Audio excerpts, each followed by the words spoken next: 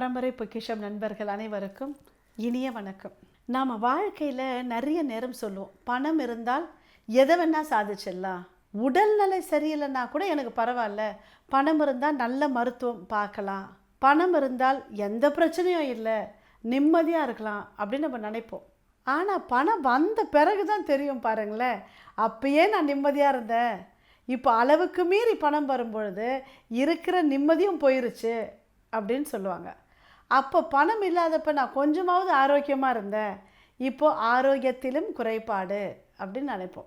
இது எல்லாவற்றையும் விட மனிதர்கள் நாம் என்ன பண்ணுறோம் அப்படின்னா, ஒரு திருமணம் முடிந்தவுடனே ஒரு பெண் குழந்தையோ இல்லை ஒரு ஆண் குழந்தையோ நல்லா படிக்க வச்சு வெளிநாட்டில் போய் அவங்க கை நிறைய சம்பாதிக்கணும் அப்படின்னு நினைக்கிறோம். அதற்காக நாம் நம்முடைய உடம்பை வருத்தி, நாம் சரியாக சாப்பிடாம, நாம் சரியாக வாழாமல், இந்த வாழ்க்கையை நாம் வாழாமலே அவங்கவுங்க பிள்ளைகளை வளர்க்குறதுல முழு கவனமும் செலுத்துகிறாங்க. இது தப்பானா தப்பு இல்லை, சரிதான். ஆனால் வாழ்க்கை அந்தந்த நேரத்தில் எதையோ நினைத்து நம்ம ஓடிட்டு இருக்கும் பொழுது அந்த நேரத்தில் வாழக்கூடிய வாழ்க்கையை தவற விட்டுறோம்.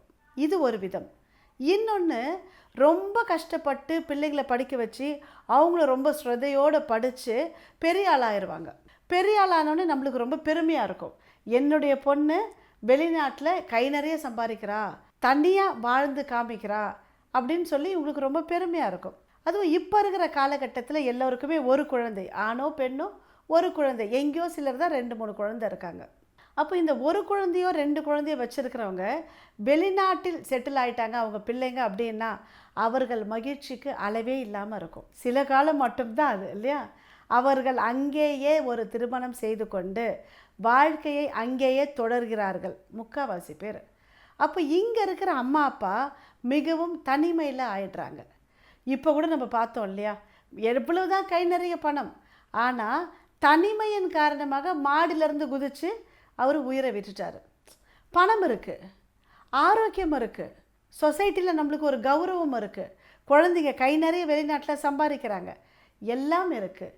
ஆனால் பணத்தை கொடுத்து எல்லாவற்றையும் வாங்கிட முடியாது இல்லையா. அதுவும் குறிப்பாக நிம்மதியும் மகிழ்ச்சியும் எவ்வளவு கொடுத்தாலும் கிடைக்காது.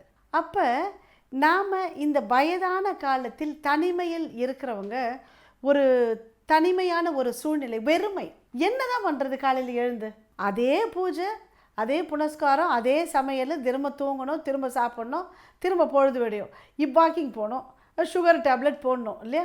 இப்படி தான் இவருடைய வாழ்க்கை முறையில் சில காலத்திற்கு பிறகு அவங்க ரொம்ப ஃப்ரஸ்ட்ரேட் ஆகிடுறாங்க. இந்த வாழ்க்கையை நான் ஏன் வாழணும், எந்த ஒரு சுவாரஸ்யமும் இல்லாத வாழ்க்கையை வாழ அவர்களால் முடிவதில்லை. அப்போ இவர்களுக்கு என்ன தேவை அப்படின்னா, நிறைய பேர் சொல்லுவாங்க, நீங்கள் டைம் நிறைய ஸ்பெண்ட் பண்ணுங்கள், ஒரு ஆசிரமமோ இல்லை குழந்தைகள் இருக்கக்கூடிய இடத்துலையோ உங்களின் நேரத்தை செலவு செய்யுங்கள் அப்படின்னு சொல்லுவாங்க. என்னதான் இருந்தாலும் நம்ம குழந்தை பெற்று வளர்த்து அந்த குழந்தை வெளிநாட்டில் இருந்து அந்த குழந்தை நம்மளை பார்க்குற மாதிரி இருக்காது இல்லையா. அந்த எண்ணமும் அவர்களுக்கு இருக்கும். தனிமையில் இவர்கள் வாடுவார்கள். இவர்களுடைய மனநிலை, நான் நல்லா தானே எல்லாம் பண்ணேன், ஆனால் இன்றைக்கி நான் ரொம்ப தனிமையில் கஷ்டப்படுறேன், இப்படி தனிமையில் ஒரு வாழ்வு வாழ்வதை விட இந்த பூமியை விட்டு நம்ம போயிடலாம் அப்படின்னு தோணும். ஆனால் எப்படி குழந்தைகள் இல்லாமல் அம்மா அப்பா சிரமப்படுறாங்களோ, உண்மையிலேயே தாய் தந்தையை இழந்தவர்கள் நிறைய பேர் இந்த பூமியில் இருக்காங்க. அப்போ நம்முடைய மனதை கொஞ்சம் பக்குவப்படுத்திட்டோம் அப்படின்னா நம்முடைய குழந்தைகள் போலவே மற்ற குழந்தைகளையும் நேசிக்கும் குணம் நம்மிடம் வந்துவிட்டால் யாருமே அனாதை இல்லை இல்லையா. இந்த பூமியில் உலகம் எப்பவுமே மிஸ்மேட்ச் தான்.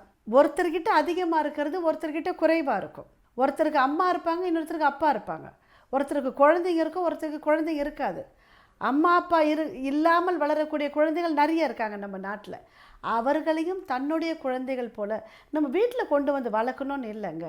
ஏதோ வாரத்தில் 2 நாள் 3 நாள் அவர்களோட ஒரு அரை நாள் செலவு செய்து அவர்களுக்கு தேவையானதை வாங்கி கொடுத்து அந்த வாழ்க்கையை சந்தோஷமாக மாற்ற முதியவர்கள் முயற்சி செய்தால், தன்னிடம் உள்ளதை மற்றவர்களிடம் பகிர்ந்து கொள்ளும் பொழுது இறைவன் மனம் மகிழ்ந்து நம்மை மேலும் ஆசீர்வதிக்கிறான், வளமுடையவர்களாக மாற்றுகிறான்.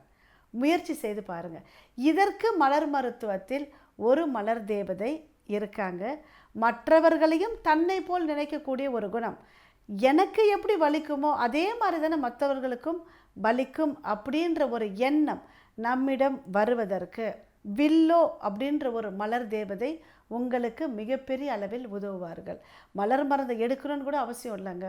நீங்கள் இந்த எண்ணத்தை வளர்த்துக்கிட்டீங்கனாலே அது உங்களுடைய வாழ்வில் நீங்கள் இருக்கும் காலத்தை வசந்தமாக கழிக்க, வளத்துடன் கழிக்க உதவும். இந்த அற்புதமான வாய்ப்பை தந்துள்ள இயற்கைக்கும் மலர்களுக்கும் என்னுடைய அனைத்து குருமார்களுக்கும் நன்றிகள்.